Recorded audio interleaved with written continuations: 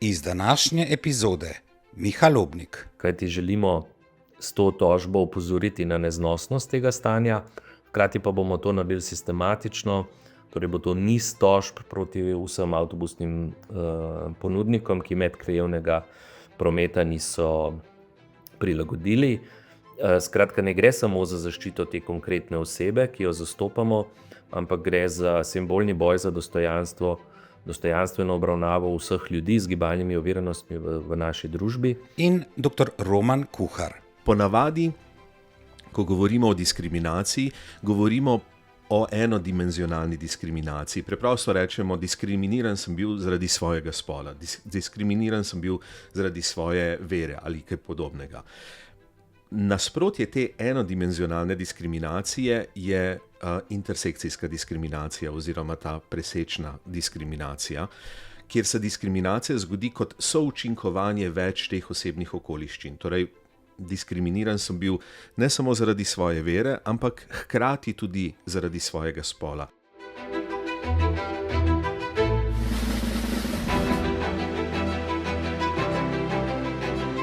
Podcast Zagovornika načela enakosti.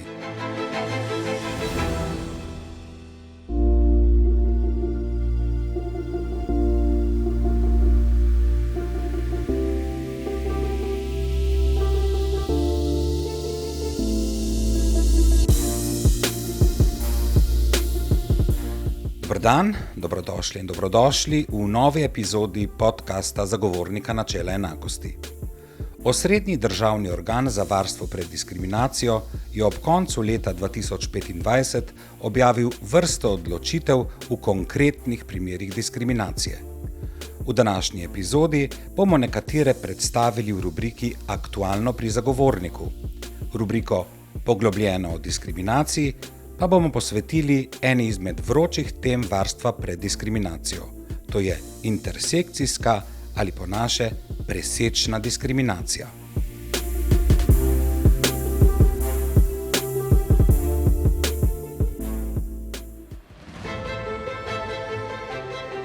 Aktualno pri zagovorniku. Zagovornik je ugotovil, da je gimnazija v postopku izbire novega zborovodje diskriminirala kandidata za zaposlitev. Odločilna pri tem, da ga niso izbrali, je bila njegova spolna usmerjenost oziroma to, da je v zakonski zvezi z moškim.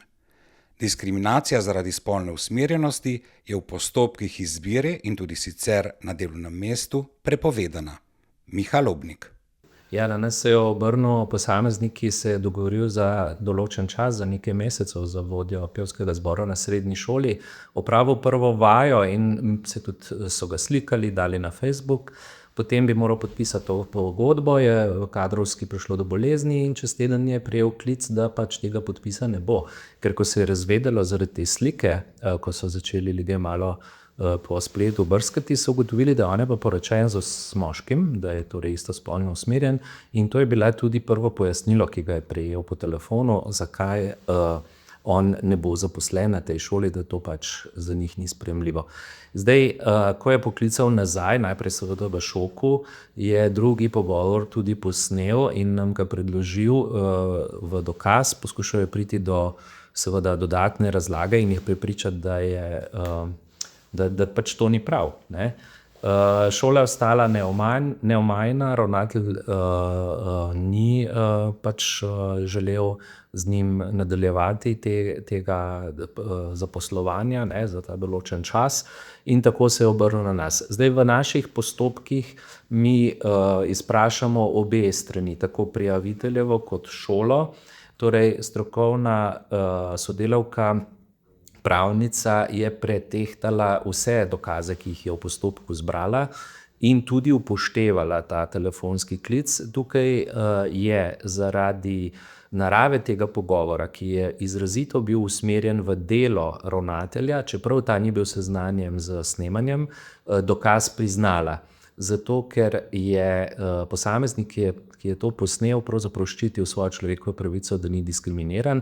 Ravnatelja pa ni spraševal o njegovem osebnem, niti ne intimnem življenju, kar je pa paradoksalno bil razlog, zakaj njega niso zaposlili in je zato ta dokaz obdržala. In tudi iz drugih, bi rekel, dokumentacij in listin je bilo razvidno, da zgodba prijavitelja drži. Šola pa poskuša seveda pozornost preusmeriti na druge faktorje, da ni bilo razpisa in tako naprej. Tukaj moram poudariti, da tudi zaposlitev za določen čas, naprimer za 3 mesece, je podvržena pravnemu varstvu pred diskriminacijo, tudi kandidacijski postopek. Mi smo lansko leto naprimer ugotovili diskriminacijo v javni instituciji, kjer so kandidatko za delovno mesto na razgovoru spraševali, ali namerava imeti otroke. Pa je to že dolgo časa v zakonu o delovnih razmerjih prepovedano in ravno zaradi tega, ker potem seveda ne moremo vedeti, ali ni dobila zaposlitva prav zaradi te načeloma neformalne informacije. Takih vprašanj na razgovorih ne sme biti, ker smo se kot družba zavezali, da bomo podpirali ženske v njihove materinski vlogi in da ta ne sme imeti vloge pri odločanju o zaposlitvi žensk. In delovno mesto je seveda za vse ljudi ena od zelo pomembnih družbenih sfer, zagotavlja nam eksistenco, zato so seveda ljudje toliko bolj kot delavci zaščiteni pred diskriminacijo. In tisti, ki imajo take osebne okoliščine, ki so tudi malo bolj osebne ali pa za te družbe še vedno intimne, tabu, so pa še toliko bolj občutljivi. Mi dobimo veliko klicev za svetovanje od ljudi, relativno veliko zgodb, da zaradi spolne usmerjenosti doživljajo šikaniranje v službi, tako, ki je na meji znosnega, vendar si mnogi seveda potem ne upajo sprožiti postopkov. Ta primer, ki smo ga predstavili javnosti sedaj, pa je bil speljan do konca, zato je toliko bolj pomembno, da se kot družba seveda spomnimo, da je tudi spolna usmerjenost zaščitena osebna okoliščina, tako kot spol, starost, vera, narodnost, rasa, zaradi katere nas na delovnem mestu ne sme nihče diskriminirati, torej obravnavati neenako.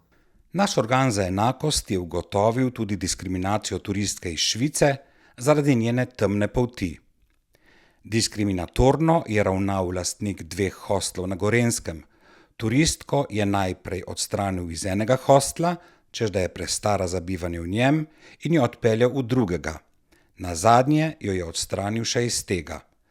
Čeprav je bilo pozno zvečer, je njene torbe odnesel iz nastanitve in ob tem tudi rekel, da nikoli ne bo dobrodošla, ker je temnopolta. Diskriminacija na podlagi barve kože, rase in etnične pripadnosti je pri nas prepovedana na vseh področjih družbenega življenja, tudi pri dostopu do dobrin in storitev. Še en primer. Zagovornik je ugotovil, da je nekdanji vodja ene izmed policijskih postaj na Koroškem slabše ravnal s policistom zato, ker je ta kot starejši zaposleni uveljavil pravico, da ni več razporejen na nočno ali nadurno delo. Potem, ko je zaposleni umaknil soglasje za takšno delo, ga nadrejeni ni več razporedil na delo ob nedeljah in praznikih, ko je delo od 90 do 120% bolje plačano. Tako je ravnal samo s tem zaposlenim. Zagovornik je zato ugotovil diskriminacijo policista na podlagi njegove starosti na področju dela. Tudi ta je pri nas prepovedana. Zagovornik načela enakosti je ob Svetovnem dnevu človekovih pravic opozoril tudi na sistemsko diskriminacijo ljudi z invalidnostmi pri javnih prevozih. Ti medkrajevnega javnega potniškega prometa ne morejo uporabljati, saj avtobusi še vedno niso prilagojeni za potnike z gibalnimi oviranostmi.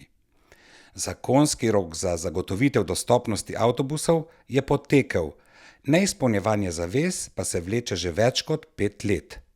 Zato je zagovornik vložil prvo v nizu tožb proti avtobusnim prevoznikom. Miha Lobnik. Zagovornik kot institucija že vrsto let v bistvu opozarja, da je zakon o izenačevanju možnosti invalidov določil 10-letni prehodno obdobje, da se javni potniški promet prilagodi potrebam gibalno oviranih, pri čemer to niso samo ljudje na invalidskih vozičkih, to so tudi ljudje, ki imajo slepoto in druge vrste oviranosti, saj se težko gibljajo v neprimerno prilagojenih prostorih in da se že več kot 5 let pravzaprav v državi ignorira to določbo zakona, da ni bilo nobenega procesa v zvezi s tem, da torej tudi ni bilo nobenih pogojev za to postavljenih strani države, kakšni morajo biti seveda avtobusi, da to službo opravljajo. Prav tako pa tudi prevozniki niso šli v možne menjave voznega parka, pri čemer so nas invalidske organizacije podučile, da je pravzaprav avtobus, ki je prilagojen cenovno praktično na isti ravni kot tisti, ki ni prilagojen, in bi ta menjava parka na nek način ne bi bila tako problem z finančnega vidika, kar se večkrat navajalo, in seveda tudi finančni razlog ne sme biti razlog, da se zakona ne upošteva.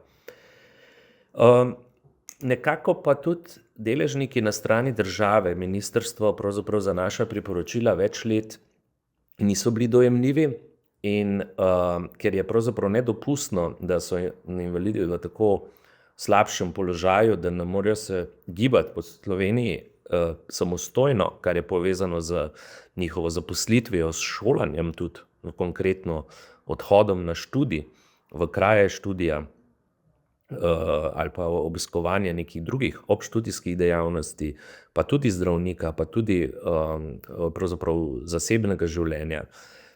Se nam je zdelo pomembno, da v tem smislu uporabimo določila 41. člena Zakona o varstvu pred diskriminacijo, kjer lahko posamezno osebo zastopamo v tožbi zaradi diskriminacije. Temu se reče sicer strateška litigacija, kajti želimo s to tožbo opozoriti na neznosnost tega stanja, hkrati pa bomo to naredili sistematično, torej bo to niz tožb proti vsem avtobusnim ponudnikom, ki medkrajevnega prometa niso prilagodili.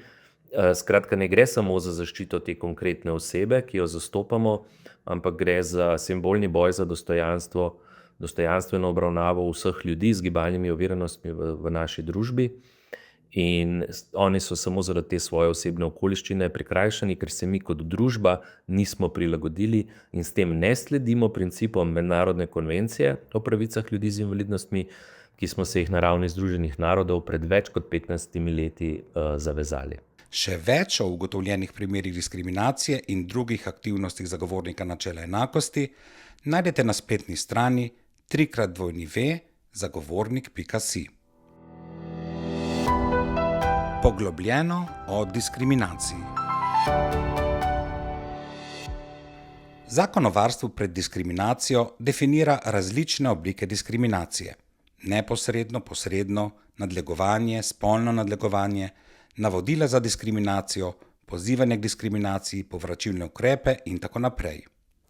Med hujšimi oblikami diskriminacije naša protidiskriminacijska zakonodaja pozna tudi večkratno ali multiplo diskriminacijo, ko so osebe neupravičeno neenako obravnavane zaradi več osebnih okoliščin hkrati. V zadnjih letih pa je v socioloških razpravah zelo živa in prisotna tematizacija tako imenovane presečne ali intersekcijske diskriminacije. Sankcioniranje te zakonsko še ni povsem urejeno. Zakaj gre, smo vprašali strokovnjaka za ta vprašanja, sociologa dr. Romana Kuharja z Filozofske fakultete Univerze v Ljubljani. Mogoče je najlažji način, da si intersekcionalnost oziroma presečnost predstavljamo, če pomislimo na to, da je intersekcionalnost oblika očal, ki si jih nadanemo, skozi katere pogledamo na svet okrog sebe, na to, kar se dogaja. Intersekcionalnost pomeni v osnovi kompleksno neenakost. Identificira to kompleksno neenakost na način, da je pozorna na to, kako se različne dimenzije našega bivanja, od osebnih okoliščin do dimenzij neenakosti in zatiranja, prepletejo med sabo in v součinkovanju, v tem preseku, zato govorimo o presečnosti, povzročajo neko diskriminacijo, nasilje, izključevanje ali kaj podobnega. Ponavadi, ko govorimo o diskriminaciji, govorimo o enodimenzionalni diskriminaciji. Preprosto rečemo, diskriminiran sem bil zaradi svojega spola, diskriminiran sem bil zaradi svoje vere ali kaj podobnega. Nasprotje te enodimenzionalne diskriminacije je intersekcijska diskriminacija oziroma ta presečna diskriminacija, kjer se diskriminacija zgodi kot součinkovanje več teh osebnih okoliščin. Torej, diskriminiran sem bil ne samo zaradi svoje vere, ampak hkrati tudi zaradi svojega spola. Ali pa še kakšne 3., 4., 5. dimenzije. In to je tisto, kar součinkuje v tem preseku, ne, in povzroča posebno obliko diskriminacije. Skratka, intersekcionalnost je biti pozoren na to, da vidiš, da so te neenakosti, diskriminacije pogosto zelo kompleksne, da niso enodimenzionalne. Čeprav je res, da večina med nami, ko govorimo o diskriminaciji, tudi o lastnih izkušnjah, ne, najprej pomislimo na eno osebno okoliščino, ki nam je mogoče najbolj pomembna, ki je mogoče najbolj vidna, ki je mogoče najbolj stigmatizirana in smo zaradi tega diskriminirani. Ampak raziskave kažejo in tudi zelo konkretni primeri kažejo, da obstajajo seveda tudi situacije, ko gre za součinkovanje več osebnih okoliščin. Zdaj, zgodovinsko, še preden smo poznali ta koncept intersekcionalnosti, ki nastane konec 80. oziroma v začetku 90. let, v teoriji, v zgodovini poznamo primere tega, čemur bi danes rekli intersekcionalnost, in mogoče tak najbolj opisen primer je feministično gibanje v 60. in 70. letih v Združenih državah Amerike, kjer so znotraj feminističnega gibanja temnopolte ženske začele opozarjati, da njihove specifične izkušnje niso mišljene, niso reflektirane v delovanju tega feminističnega gibanja. Ne? Pokazalo se je, da to, kar si je feministično gibanje takrat prizadevalo, da je to reflektira predvsem izkušnje belskih žensk, srednjerazrednih žensk, heteroseksualnih žensk in tako naprej. In te specifične izkušnje, recimo temnopoltih žensk, niso bile tematizirane.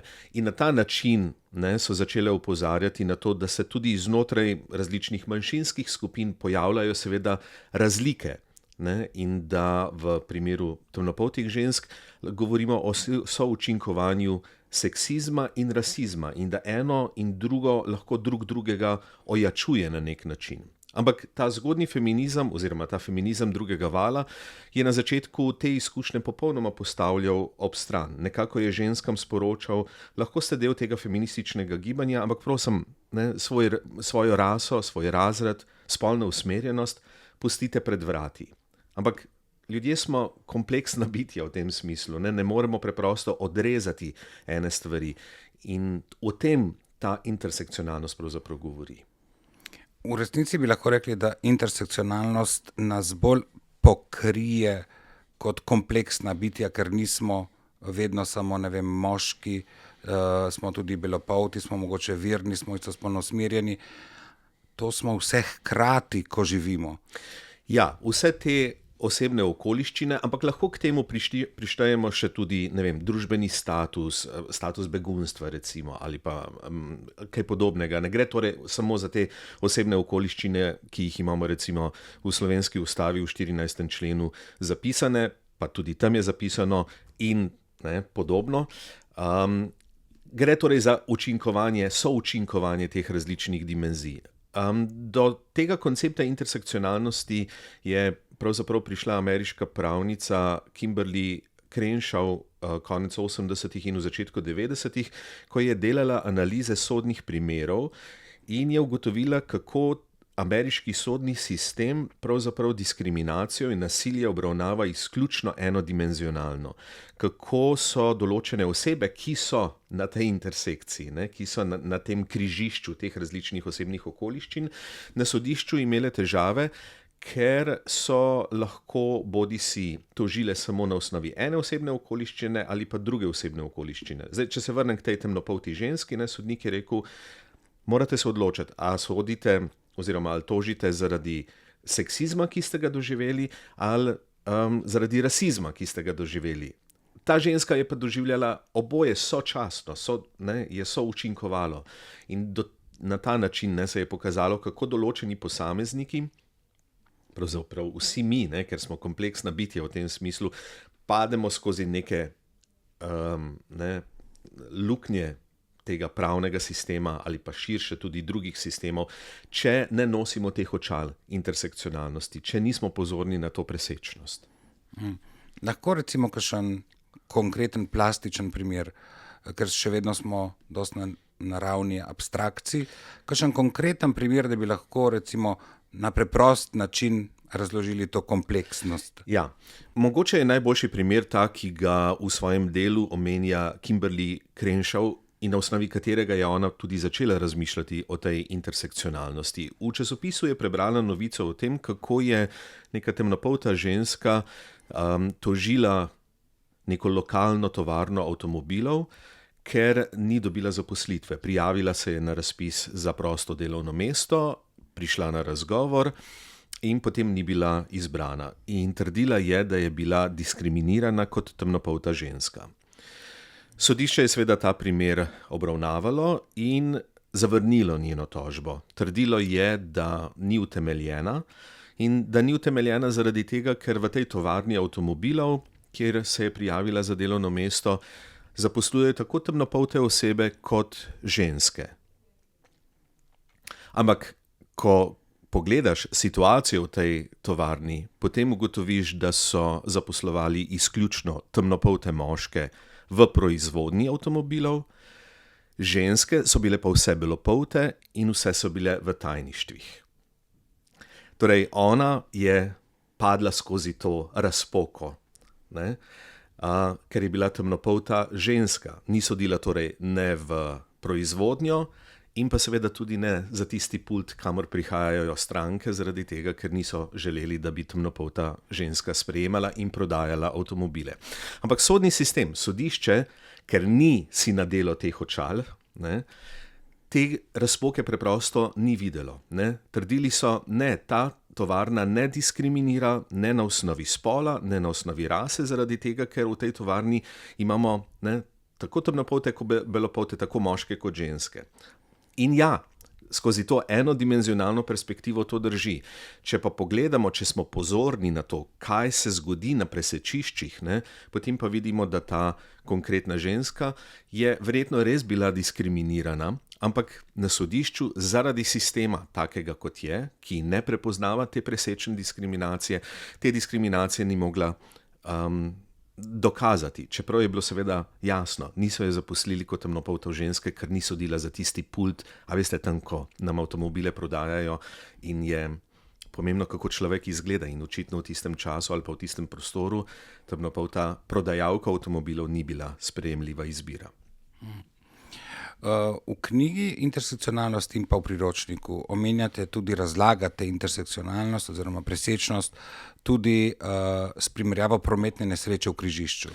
Ja, to ni moja primerjava, to je primerjava Kimberly Crenshaw. Ona pravi, da si intersekcijsko diskriminacijo dejansko lahko predstavljamo kot križišče, kjer se zgodi prometna nesreča, pri čemer je intersekcijska diskriminacija oziroma ta intersekcija, ta nesreča, ki se zgodi. Nesrečo v križišču lahko povzroči avtomobil, ki je prihajal iz leve, desne, ali pa oba dva, ali pa vsi trije, ali pa vsi štirje, več avtomobilov skupaj. In včasih je pravzaprav zelo pogosto, je težko ugotoviti, kdo je povzročil, ko govorimo o naših realnih življenjih, kdo je povzročil to nesrečo. In zelo pogosto se zgodi, da je to nesrečo povzročila kombinacija vseh teh, vseh teh dejanj, vseh teh 3-4 voznikov v tem križišču. In to je ta intersekcijska diskriminacija. Enodimenzionalna diskriminacija je, ko gledamo samo eno cesto. Ta cesta nima nobenih križišč. Intersekcijska diskriminacija pa je pozorna prav na ta križišča. In tisto, kar Kimberly Crenshaw pravi, je, da na tem križišču se zgodi ta nova dimenzija diskriminacije. Torej, tukaj ne gre za seštevek leve ceste in desne ceste ali pa levega in desnega avtomobila, ampak v tej nesreči nastane neka popolnoma nova izkušnja, nova dimenzija, ki je ne moremo v celoti pokriti samo z eno cesto ali drugo cesto.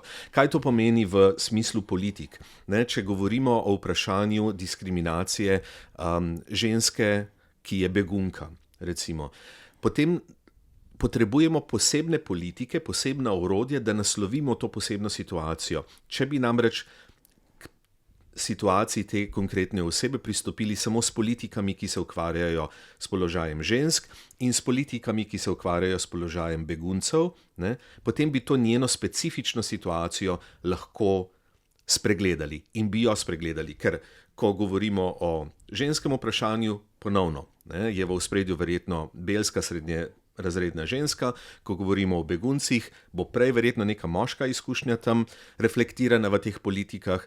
Skratka, kot vidite, zelo je kompleksno in zelo je zapleteno in priznam, v realnosti je težko včasih analizirati vse te različne dimenzije. Včasih je pravzaprav tudi analitično težko ločiti, kaj se nam pravzaprav dogaja, ampak tisto, kar intersekcionalnost v osnovi sporoča, je biti pozoren na to, da te možnosti obstajajo. Ponovno, nadeti si ta očala in biti pozoren na to kompleksnost neenakosti. Ko smo mi delali našo raziskavo, ko smo analizirali, kako se sprejemajo zakoni, kako parlamentarne razprave potekajo, kaj imamo v zakonih in tudi kako mediji potem poročajo o teh vprašanjih, smo ugotovili, da v veliki večini primerov se upošteva samo ta ena dimenzija. Včasih se dodajajo kakšne kategorije, ko govorimo recimo o brezposelnih, pa so potem stare ženske kot neka kategorija nekako dodane. Tukaj lahko že vidimo del te intersekcionalne perspektive, ampak ni pa to nikoli v središču, ni to center naših politik. Še celo tako se je pokazalo v tej raziskavi, da ko v parlamentu razpravljajo recimo o novem zakonu ali pa novih politikah, se v četrtini primerov sicer vsaj posredno dotikajo tega, o čemer govoriva, o teh kompleksnih neenakostih, ampak potem, ko gremo pa pogledati, kakšen je rezultat v zakonu, kakšen je pa rezultat v politiki, potem se pa od te ene četrtine primerov, tri četrtine, kjer bi lahko o tem govorili, pa o tem ne govorijo. Od te ene četrtine se potem samo v enem od 10 primerov zgodi, da neka intersekcionalna dimenzija pristane tudi v politiki, zakonu, ukrepu, karkoli že. Če še malo vztrajamo pri razlaganju te presečnosti, intersekcionalnosti. V zakonu o varstvu pred diskriminacijo imamo definirano tudi tako imenovano večkratno diskriminacijo, ko se gre za diskriminacijo na osnovi različnih osebnih okoliščin, ki se seštevajo. Pri intersekcionalnosti ne gre za to seštevanje. Ja, to je ta bistvena razlika. Pri večkratni oziroma pri multipli diskriminaciji imamo diskriminacijo na osnovi različnih osebnih okoliščin, pri čemer pa ena osebna okoliščina ne vpliva na drugo osebno okoliščino. Pri intersekcionalni diskriminaciji je pa poudarek ravno na tem vplivu, na tem križišču, na tem križanju. Torej, v prvem primeru govorimo o teh aditivnih primerih, ko se stvar sešteva, tukaj pa pravzaprav na nek način množimo, če matematično govorim. In v tem smislu imamo to nimamo samo seštevek, ampak neko novo situacijo. Ja, včasih je pravzaprav težko ločiti eno ali drugo, kdaj se stvar samo sešteva, kdaj pa dejansko součinkuje, ampak kot rečeno, v teoriji je med tema dvema oblikama diskriminacije razlika in te intersekcijske diskriminacije slovenska zakonodaja v tej obliki presečnosti ne pozna. Bi torej lahko rekli, da je naša antidiskriminacijska zakonodaja, kar se tiče intersekcionalnosti, še vedno pomanjkljiva. Zagotovo je tukaj še prostor za to, da smo pozorni na to intersekcijsko diskriminacijo, da smo pozorni na to perspektivo in zakon o varstvu pred diskriminacijo bi zagotovo lahko vključeval tudi koncept presečne diskriminacije. In ker se ta zakon zaradi novih 2 evropskih direktiv najbrž kmalu ponovno odpira za dopolnitve, bi veljalo zakonodajalca opozoriti na morebitno vključitev intersekcionalnosti v to zakonodajo. Kaj bi to v resnici z vidika varstva pred diskriminacijo pomenilo za ljudi? Z vidika varstva pred diskriminacijo bi to za ljudi pomenilo, da so situacije, kjer so bili diskriminirani zaradi součinkovanja več osebnih okoliščin, bile prepoznane kot take in kot specifične, ne pa, da so pravzaprav obravnavane nasilo na nek način skozi samo eno dimenzijo, čeprav v resnici imamo več dimenzij, ki so učinkujejo. Ne vam dam konkreten primer, mogoče bomo s tem lažje. Ko smo delali v Sloveniji raziskavo glede intersekcijske diskriminacije, je ena od naših sogovornic povedala naslednjo zgodbo. Šla je na razgovor za delovno mesto, kjer so jo proti vsem pravilom, da se razumemo, in že to je bila kršitev zakonodaje, vprašali, ali bo imela v naslednjih letih otroke, ker je bila v taki starosti. In odgovorila je, da ne, celo je rekla, da je pripravljena podpisati dokument, da ne bo imela otrok. Se razume, vse to je groba kršitev zakonodaje, takih vprašanj na razgovoru za službo ne sme biti. Ampak odgovor, ki ga je ta ženska dobila, je bil sledeči. Veste kaj, vi ste v teh letih, ko imajo ženske otroke, ker ste pa bosanka, boste imeli pa še več otrok. In to se mi zdi tako šolski primer intersekcijske diskriminacije. Take situacije ženska, ki je Slovenka, ne bi doživela. Tega dodatka, ker ste pa bosanka, boste pa imeli še več otrok. In tukaj je šlo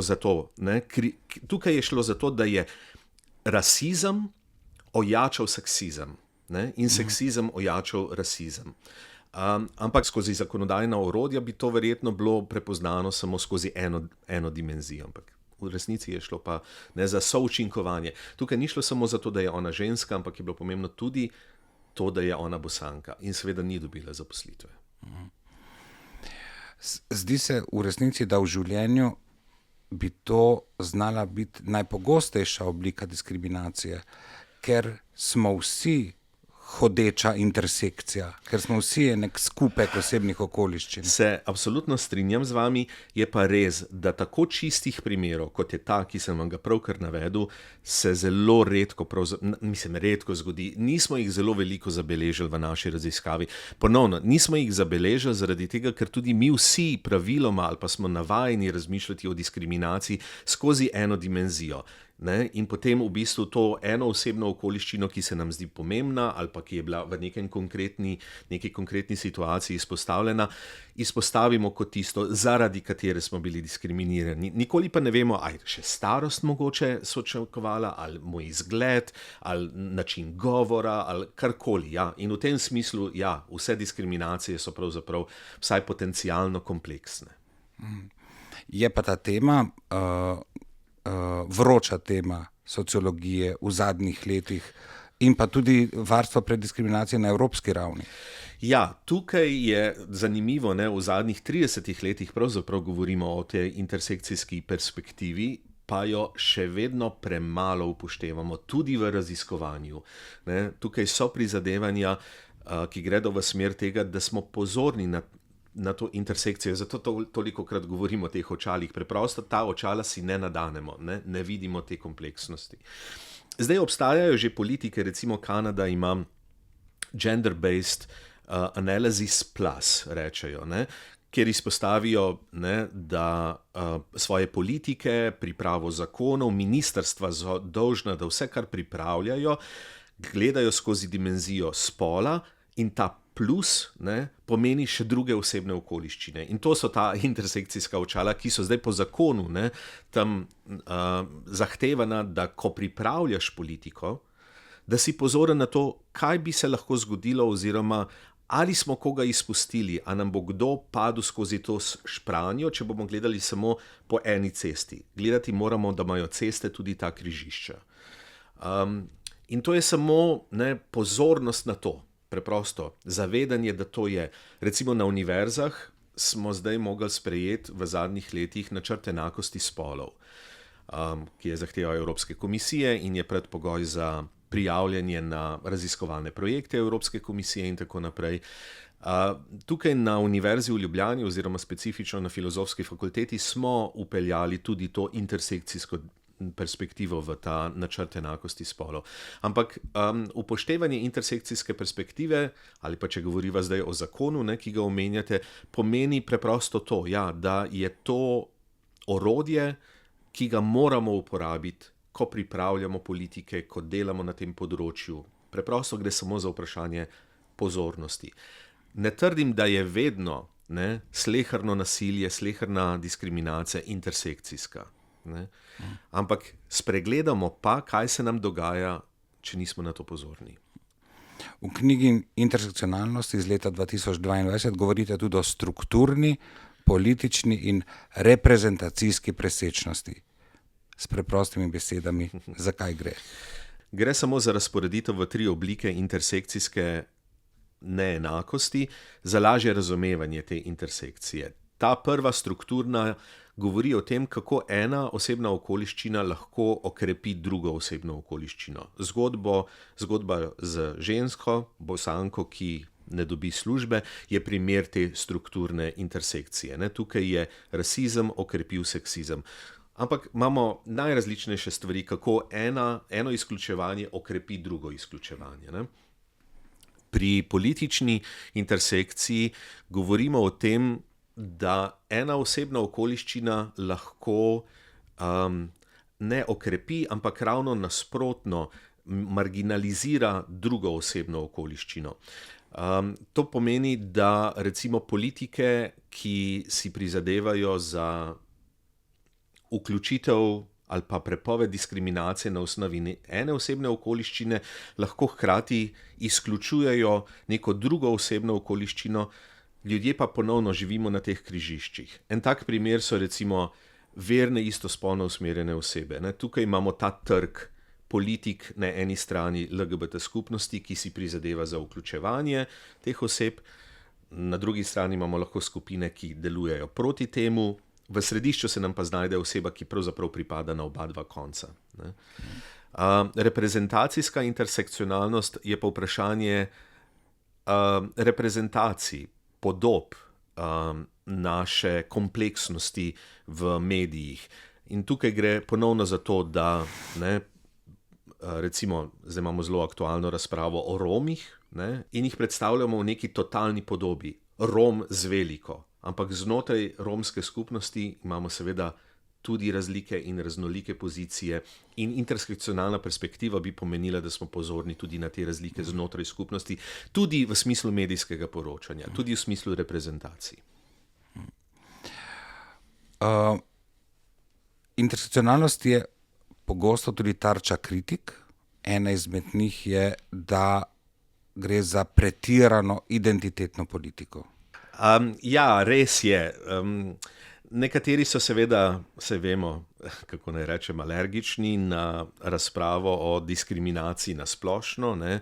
In zdaj mi govorimo še o bolj kompleksnih oblikah diskriminacije, kar nekatere spravi še na višje obrate v smislu nasprotovanja temu. Ampak ne, absolutno ne drži, da je to nova identitetna politika. To je pravzaprav kritika identitetne politike v tem smislu, da so identitetne politike tiste, ne, ki so prelile eno identiteto čez celotno manjšinsko skupino ali pa čez celotno neko vprašanje. Intersekcijska diskriminacija ali pa intersekcionalnost pravzaprav opozarja na slepe pege identitetnih politik. Je pa res, da zelo namerno nekateri to interpretirajo, zdaj pa v bistvu je to kot neko tekmovanje. Koliko različnih dimenzij imam, da sem bolj diskriminiran. Ne? Bolj, ko sem intersekcijski, bolj sem diskriminiran, bolj mi bodo vrata odprta, več privilegijev bom dobil, kar je seveda traparija. Realnost je seveda ravno obratna. Ampak realnost je kompleksna. In če bolj, ko si zatiskamo oči pred tem, bolj, ko ta očala mečemo stran, več ljudi je izključenih in več ljudi pade skozi te špranje.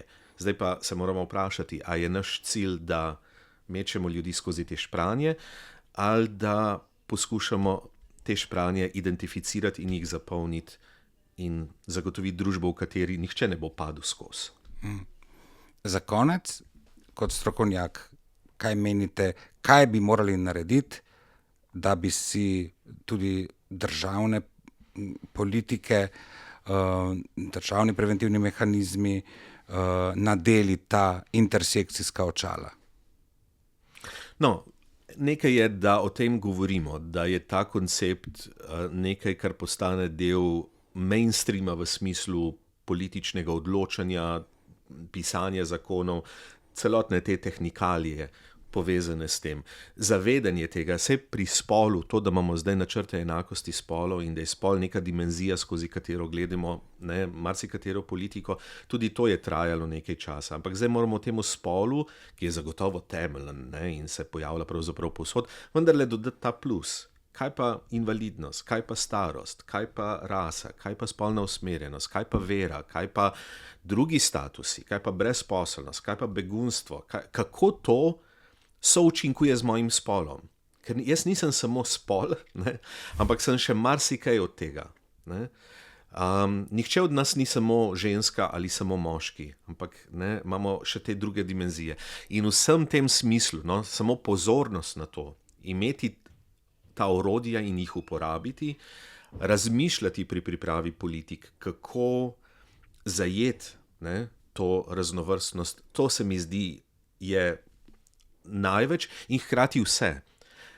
Ker se mi zdi, da pravzaprav seveda rabimo posebne politike in tako naprej, ampak ne v smislu nekih privilegijev ali pa kaj podobnega, ampak samo zagotavljanje enakih možnosti in upoštevanje tega, da ko govorimo o enakih možnostih, ni dovolj, če pogledamo na neko situacijo samo skozi vprašanje, spola, ampak moramo, saj še starost dati zraven ali pa še kakšne stvari.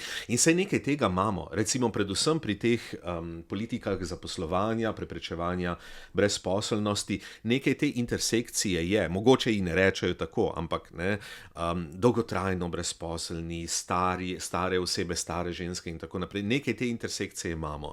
Ampak problem je v tem, da se pojavlja tako občasno, ne sistemsko bi rekel, in tisto, kar je potrebno, je neka sistemska rešitev oziroma nek sistemski pristop k urejanju vseh politik, ki se tako ali drugače dotikajo tega vprašanja. In to bi seveda lahko dosegli simbolno in pravno tudi z tem, da je intersekcijska diskriminacija oziroma presečna diskriminacija, poleg multiple oziroma večkratne diskriminacije, eksplicitno zapisana recimo v zakonu.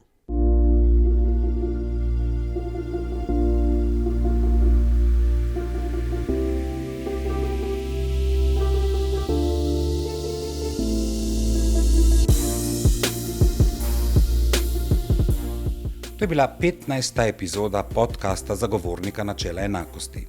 Z vami smo bili Miha Lobnik, dr. Roman Kuhar in Mitja Blažič. Vabljeni, da naš podcast spremljate tudi v prihodnje, najdete nas na vseh platformah za pretočne vsebine. Ne pozabite nam slediti tudi na družbenih omrežjih Facebook, Instagram, LinkedIn. Lahko nam tudi pišete na podcast@zagovornik-rs.si. Kmalu se spet slišimo.